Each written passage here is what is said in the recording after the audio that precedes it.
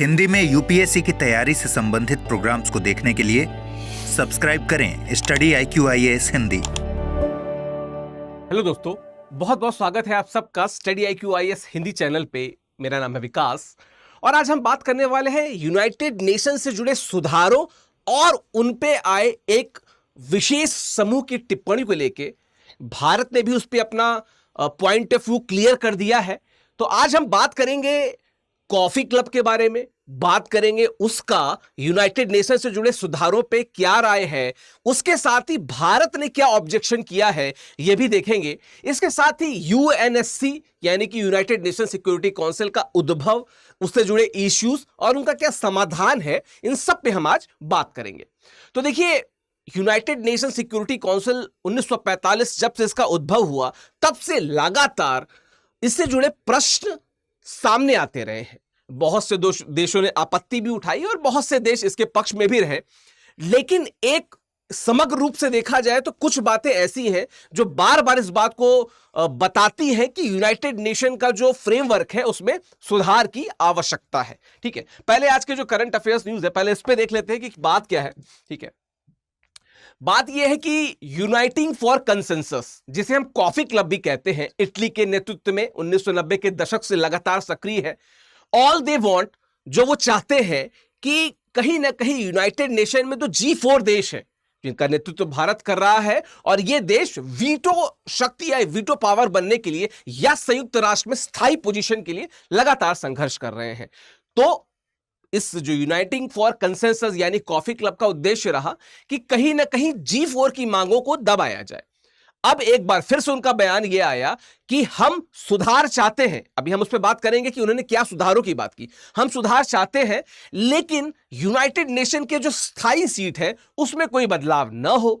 अस्थायी पे हम बात करेंगे और अस्थायी पे हम अपना विवरण आपको प्रदान करेंगे, ऐसा कॉफी क्लब के सदस्यों ने कहा। देखिए, कॉफी क्लब में मैंने इटली की बात की, लेकिन पाकिस्तान जैसे देश, तुर्की है, ये सारे देश शामिल हैं जो कहीं ना कहीं स्थायी सीट के रूप में भारत के पक्ष में तो नहीं है।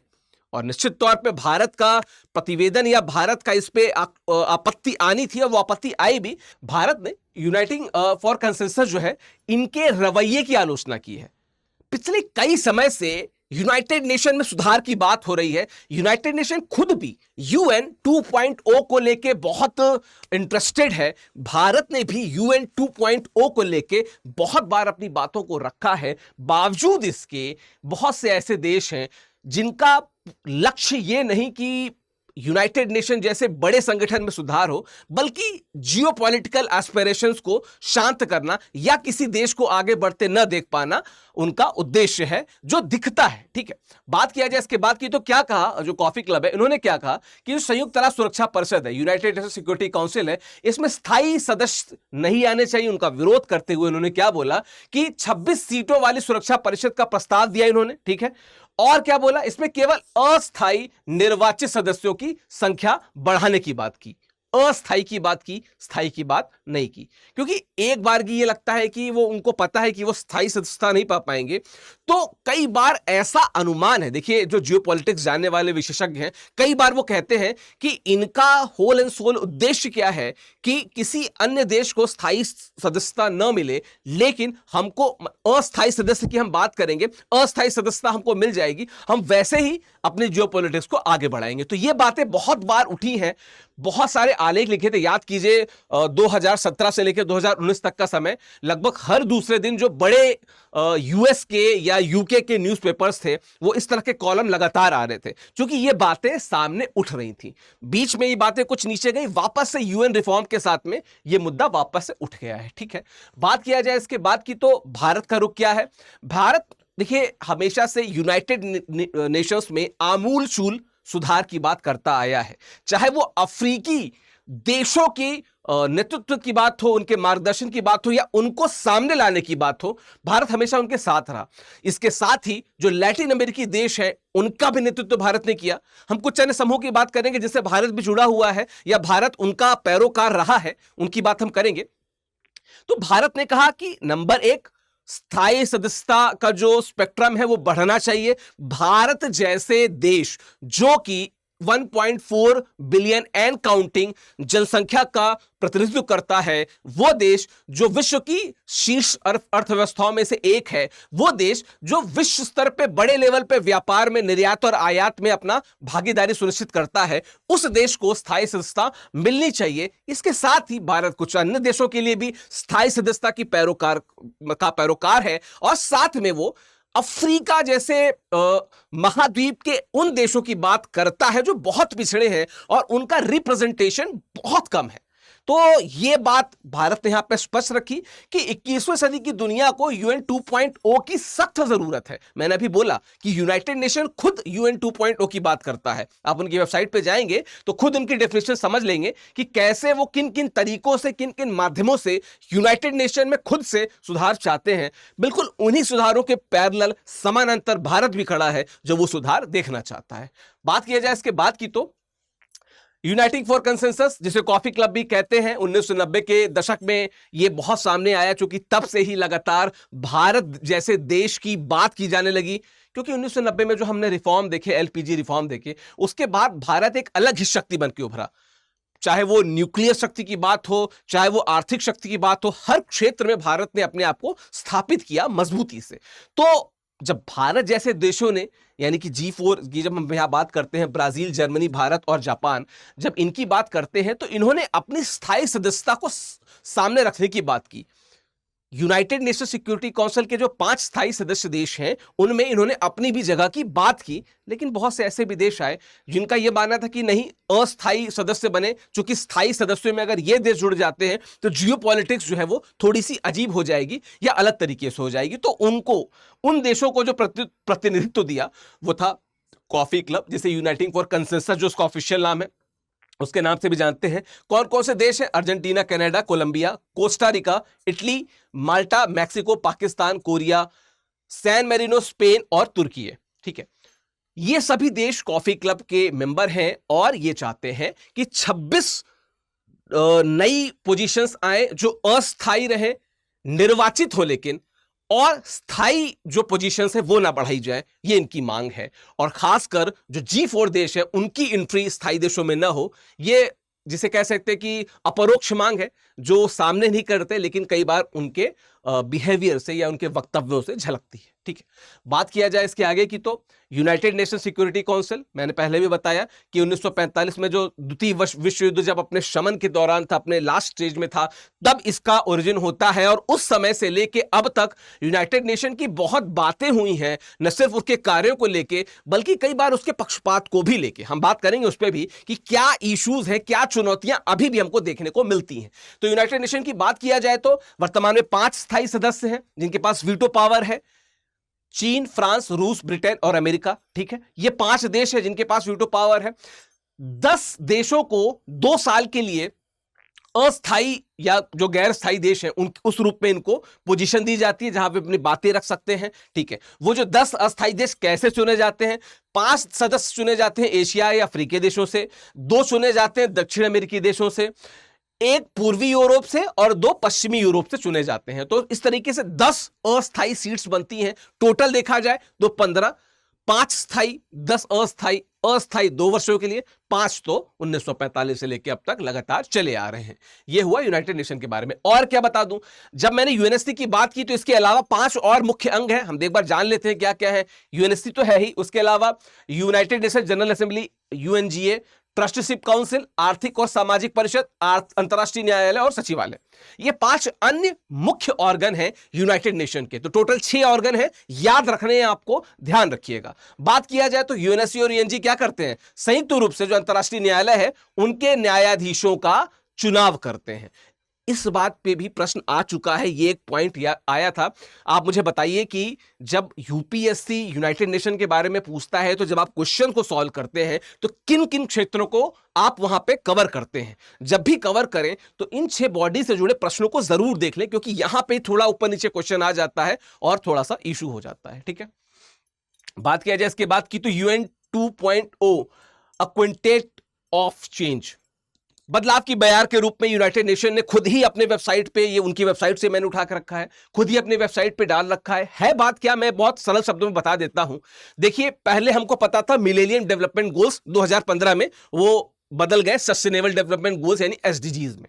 सस्टेनेबल डेवलपमेंट गोल्स को प्राप्त करते हुए एक साकार भविष्य की जो संकल्पना यूनाइटेड नेशन ने की, और वो सभी सुधार जो विभिन्न देशों ने बताए उनको अंगीकृत करते हुए ये जब आगे जाएंगे, अंगीकार करते हुए जब ये आगे जाएंगे, तो किस तरीके का यूनाइटेड नेशन बनेगा उसकी बात है यहां पे इन्होंने लिखा है कि जब हम रीथिंक और रीफोकस और रिचार्ज होकर वापस जुड़ेंगे और यूनाइटेड 2.0 की बात करेंगे, तो हम हर व्यक्ति और हर देश की रिप्रेजेंटेशन की भी बात करेंगे यहां पे, ठीक है। 21st century to turbocharge support the people and the planet, लोगों का और ग्रह का एकमात्र जो सहयोगी संगठन रहेगा वो यूनाइटेड नेशन बनना चाहता है। इस स्तर के जिसे कहते हैं कि भरोसे के साथ वो जाना जाता है या जाना चाहता है और लोगों से जुड़ना चाहता है। तो ये है यूएन 2.0 क्विंटेट ऑफ चेंज, जिसकी बहुत बात हो रही है। इसको जरूर याद रखिएगा, ये बिल्कुल मुख्य परीक्षा में पूछा जा सकता है या कई बार ऑब्जेक्टिव रूप में आपसे पूछा जा सकता है, ठीक है। बात किया जाए अन्य प्रमुख समूह, जैसे मैंने कॉफी क्लब की बात की, वैसे अन्य प्रमुख समूह में G4, भारत, जर्मनी, ब्राजील और जापान ये मिलकर G4 बनाते हैं। ये स्थायी सदस्यता के लिए लगातार बात कर रहे हैं और एक दूसरे का सपोर्ट करते हैं, ठीक है। और क्या है G4 समूह, इनका मानना है कि सुरक्षा परिषद को अधिक प्रतिनिधित्वपूर्ण और न्यायसंगत और क्या कहते हैं प्रभावी बनाने की जरूरत है, ये G4 देशों का मानना है। यद्यपि G4 देशों के अलावा कुछ और भी हैं, जैसे कि L69 समूह, जहां पे अफ्रीकी और लैटिन देशों सबको एक साथ लाके भारत उनका प्रतिनिधित्व कर रहा है, और भारत प्रतिनिधित्व करते हुए ये चाहता है कि इन देशों का भी साकार प्रतिनिधित्व यूनाइटेड नेशन में दिखे, माफ कीजिएगा, यूनाइटेड नेशन में इनका भी साकार रूप से जो प्रतिनिधित्व है वो दिखे, उसकी बात वो करता है। L69 समूह ने यूएनएससी सुधार मोर्चा पे तत्काल कार्रवाई की मांग की है। ये वही सुधार हैं जिनकी बात भारत भी लगातार करते आ रहा है। कुछ ऐसे संभावित सुधारों की बात अभी हम करेंगे यहां पे, ठीक है। बात किया जाए अन्य प्रमुख समूहों में, तो अफ्रीकी समूह, देखिए एक बहुत बड़ा कॉन्टिनेंट यानी बहुत बड़ा महाद्वीप, जहां पे लगभग 54 के आसपास देश हैं, वो देशों का जो प्रतिनिधित्व है बहुत कमजोर है, और उस प्रतिनिधित्व को कैसे मजबूत किया जाए ये इन देशों की मांग तो है ही, लेकिन बहुत सारे देश जैसे कि भारत, ब्राजील या जापान भी लगातार मुखर रहे हैं इन देशों के प्रतिनिधित्व को लेके। और एक बात आपको बता दूं कि जब हम कॉफी क्लब के देशों की बात कर रहे थे, तो कॉफी क्लब के देश हर बार अस्थायी सीटों की बात करते हैं, पर अक्सर उनकी बातों में अफ्रीका का रिप्रेजेंटेशन छूट जाता है। इसलिए अक्सर देखा गया है कि अफ्रीका या जो लैटिन अमेरिकी देश हैं वो अपने रिप्रेजेंटेशन यानी कि प्रतिनिधित्व के लिए भारत या G4 जैसे देशों की तरफ देखते हैं, ठीक है। तो ये एक और प्रमुख समूह है। बात किया जाए कुछ चुनौतियों की, यूनाइटेड नेशन सिक्योरिटी काउंसिल से जुड़ी चुनौतियों की अगर बात किया जाए, तो प्रासंगिकता में कमी। निश्चित तौर पे आपने देखा होगा कि यूनाइटेड नेशन सभी देशों को यूनाइटेड करने वाला एक संयुक्त राष्ट्र है, लेकिन एक देश आता है वो बुली करते हुए अफगानिस्तान पे अटैक कर देता है, इराक पे अटैक कर देता है। क्या हो गई प्रासंगिकता? सीरिया में लगातार वॉर चल रहा है, युद्ध चल रहा है, रशिया यूक्रेन पे हमला कर दे रहा है। ये जो भी देश हैं, अमेरिका और रशिया, ये स्थायी सदस्य हैं। अगर स्थायी सदस्य ऐसे गुंडागर्दी करेंगे या ऐसे मतलब जो यूनाइटेड नेशन के कानून है या जो उनकी जो सीमाएं हैं उनको क्रॉस करेंगे, तो क्या रह जाएगी प्रासंगिकता? बाकी देश कैसे हक के साथ किसी न्याय के लिए देख सकते हैं यूनाइटेड नेशन की तरफ? बिल्कुल नहीं देख पाएंगे। तो एक तो ये है। दूसरा है बहुपक्षवाद की कमी। आपने सीरिया की बात की, मैंने सीरिया की बात की, अफगानिस्तान की बात की, इराक की बात की। कुछ ऐसे देश हैं जिनको ऐसा लगता है कि थोड़ा सा सपोर्ट मिलता है, बहुत से ऐसे देश हैं ऐसा लगता है उन्हें इग्नोर किया जाता है। मैं अफ्रीका की बात कर रहा था। आप सोचिए, अफ्रीका जैसा देश इतने लंबे समय से उसका रिप्रेजेंटेशन मुखर रूप से तो दिखा नहीं, नंबर एक। दूसरी बात मैं कर लूं, जब इजराइल फिलिस्तीन की बात करते हैं, ठीक है, आप फिलिस्तीन के दर्जे या उसके अस्तित्व को लेके बहुत सारी बातें कर सकते हैं, लेकिन यूनाइटेड नेशन को तो निष्पक्ष होकर इजराइल पे बात करनी चाहिए थी, इजराइल को बोलना चाहिए था, या सीरिया की बात कर लिया जाए, तुर्की की बात कर ली जाए, छोड़ दीजिए रूस की बात कर ली जाए। इसका मतलब कि कहीं ना कहीं बहुपक्ष बात नहीं, कुछ 5 या 6 देश हैं उनके ही पक्ष की बात होती है। उनके जो गलतियां होती हैं उनको ध्यान नहीं दिया जाता, उनको इग्नोर कर दिया जाता है, बाकी देशों को टारगेट कर लिया जाता है। इसलिए बहुपक्षवाद की बात होती है। प्रतिनिधित्व की कमी, मैंने बताया कि जो लैटिन अमेरिकी देश हैं और जो अफ्रीकी महाद्वीप के देश हैं, इनका जो प्रतिनिधित्व है निश्चित तौर पे उस तरह से नहीं हो पाया, अगर हो रहा है तो दिख नहीं पाया जिस तरीके से बाकी देशों का, मैं कह सकता हूं एशिया के या यूरोप के देशों का दिखता है, वैसा नहीं दिखता। तो एक ये बड़ी बात है। वीटो शक्ति का दुरुपयोग बहुत बड़ी चिंता है। ये 5 देश हैं, ठीक है। अभी एक और पॉइंट आएगा, ठीक है, भू राजनीतिक प्रतिद्वंदिता वाली, दोनों को एक साथ मिला के बता देता हूं। 5 देश हैं। अब इसमें से अमेरिका की रूस से बहुत अच्छे संबंध नहीं है, अमेरिका के चीन से बहुत अच्छे संबंध नहीं है। इस तरीके से देखा जाए तो हां, ब्रिटेन के अमेरिका से अच्छे संबंध हैं, ठीक है। बात किया जाए कि इस तरीके से देखा जाए तो खुद ही जो P5 है, जो मेन 5 स्थायी देश हैं, इनमें आपस में सामंजस्य नहीं है, आपस में भू राजनीतिक प्रतिद्वंदिता है, और इस बाबत कई ऐसे मुद्दे आते हैं, कई ऐसे विषय आते हैं जहां पे कुछ अच्छा भी हो रहा होता है तो कोई दूसरा देश वीटो कर देता है। जैसे बात की जाए भारत की, तो मैं मान सकता हूं कि जो 5 P5 में से सभी देश उसका समर्थन कर देंगे, लेकिन फिर वहां पे आ जाएगा चीन, वो एकदम अपोज में आ जाएगा। यूनाइटेड नेशन के बहु प्रतीक्षित सुधारों की बात हम सब करते आए हैं, हम सब ने मुख्य प्रश्न परीक्षा के प्रश्नों में उत्तरों को लिखा है। यह बात भारत ने एक देश के तौर पे भी कही है, न सिर्फ भारत ने बल्कि बहुत सारे देशों ने कही है। लेकिन कहीं ना कहीं ये जो विल पावर की कमी हो गई है P5 की डाइवर्सिटी की वजह से या P5 की प्रतिद्वंदिता की वजह से, कि बहुत से सुधार हो ही नहीं पा रहे हैं, बहुत से देशों की बात हो ही नहीं पा रही है। औपनिवेशिक मानसिकता की बात मैं करूं तो ये तो तब से शुरू है जब से UNSC अपने अस्तित्व में आया। भाई 5 जो देशों को आपने प्रमुखता से सामने लाया स्थायी सदस्य के तौर पे, ये वही देश थे ना जो कहीं ना कहीं औपनिवेशिक शक्ति थे या उपनिवेशी गण थे। उन देशों को आपने स्थायी सदस्य बनाया जो औपनिवेशिक रूप से मजबूत थे, आर्थिक रूप से मजबूत थे, सैन्य रूप से मजबूत थे, आपने उनको बनाया। आप किसी ऐसे देश को भी तो चुन सकते थे जो सांस्कृतिक रूप से मजबूत होता, आप वैसे भी चुन सकते थे। यह बताता है कि आपकी जो औपनिवेशिक मानसिकता है यूनाइटेड नेशन में, वो कितनी स्पष्ट है, ठीक है। तो ये कुछ ऐसी बातें हैं जिन पे जो चुनौतियां हैं, जिन पे कार्य होना चाहिए। अगर बात किया जाए इसके आगे की, तो आगे की राह देखा जाए तो क्या सुधार हो सकते हैं। पहली बात तो लोकतांत्रिकरण यूएनएससी का, डेमोक्रेटाइजेशन ऑफ यूएनएससी, निश्चित तौर पे बड़ा इशू, बड़ा बिंदु। यूनाइटेड नेशन सिक्योरिटी काउंसिल को एक समूह के रूप में, संगठन के रूप में अपने लोकतंत्रीकरण पर ध्यान देना होगा। अगर आप UN 2.0 की बात करते हैं और आप अफ्रीकी देशों को या लैटिन अमेरिकी देशों को या कुछ सेलेक्टेड एशियन कंट्रीज को आप इग्नोर करते हैं, विकास कार्यक्रमों में जब फंडिंग होती है तो उसको रोक देते हैं, तो कहीं ना कहीं लोकतंत्रीकरण की जो बात होती है वो साइड हो जाती है, इग्नोर हो जाती है। बात किया जाए यूएनएससी का विस्तार, तो फिर वही मैं बात कह रहा हूं कि जो स्थायी देशों की सीट है वो बढ़नी चाहिए। भारत की भी यही मांग है और G4 देशों सहित विभिन्न देशों की यह मांग है कि स्थायी सीटें भी बढ़े और अस्थायी सीटें भी बढ़े। सिर्फ 10 क्यों, वो 10 का 20 क्यों नहीं हो सकता है। चलिए कॉफी क्लब की बात कर ले तो 26 कर लेते अस्थायी सीट, लेकिन स्थायी सीट भी बढ़े ताकि जो वीटो पावर है उसमें भी लोकतांत्रिकरण हो सके, वीटो पावर भी लोकतांत्रिकृत हो सके। समान प्रतिनिधित्व, बिल्कुल, जब हम विस्तार की बात करते हैं तो समान प्रतिनिधित्व की बात करते हैं। हम बात करते हैं एशिया, अफ्रीका और लैटिन अमेरिकी देशों के प्रतिनिधित्व की भी, ठीक है। बात किया जाए सब भारत की भूमिका, तो देखिए 1.4 बिलियन एंड काउंटिंग जनसंख्या का प्रतिनिधित्व करता है भारत। आर्थिक रूप से विश्व के शीर्ष 5 से 6 देशों में आता है भारत। निर्यात, आयात या न्यूक्लियर पावर की बात कर लिया जाए, हम शीर्ष देशों में शामिल हैं।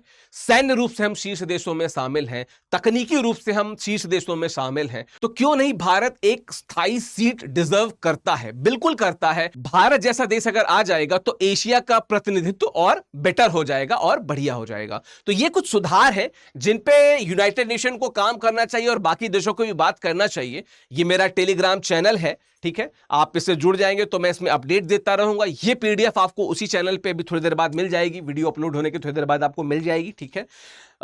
विकास लाइव कोड आप इस्तेमाल कर सकते हैं। बीच में मैं एक बात आपको बताता चलूं कि स्टडी IQ में इस समय होली सेल चल रही है, ठीक है। होली सेल, अगर आप होली सेल में आप ये चाहते हैं कि ये उल्लास का त्योहार, खुशियों का त्योहार, रंगों का त्योहार आपकी जिंदगी में इसी तरीके से उल्लास, खुशी और रंग लाए, तो निश्चित तौर पे आप थोड़ा सा studiiq.com विजिट कीजिए और studiiq.com में यूपीएससी हिंदी के बैचेस को देख सकते हैं। जो तीसरा बैच है वो शुरू हो रहा है, ठीक है, वो 29 मार्च से कक्षाएं उसकी शुरू है। विकास लाइव कोड का आप इस्तेमाल कर सकते हैं अगर आप कोर्स लेना चाहते हैं। देखिए 70,000 का कोर्स है, मात्र 21,999 को आपको मिलेगा, बहुत बड़ी बात है। और ये जो जीएस फाउंडेशन का हमारा कोर्स है, आप पीडीएफ डाउनलोड कीजिए, डिटेल में देखिए कि कैसे फैकल्टीज ने कितनी मेहनत के साथ में इन कोर्सेस को डिजाइन किया हुआ है।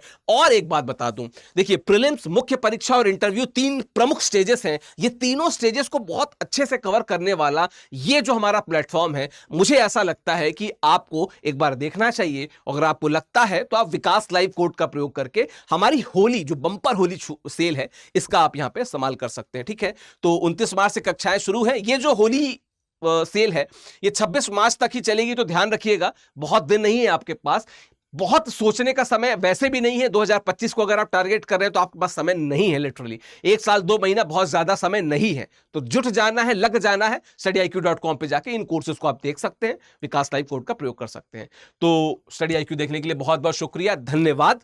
हिंदी में यूपीएससी की तैयारी से संबंधित प्रोग्राम्स को देखने के लिए सब्सक्राइब करें स्टडी IQ IAS हिंदी।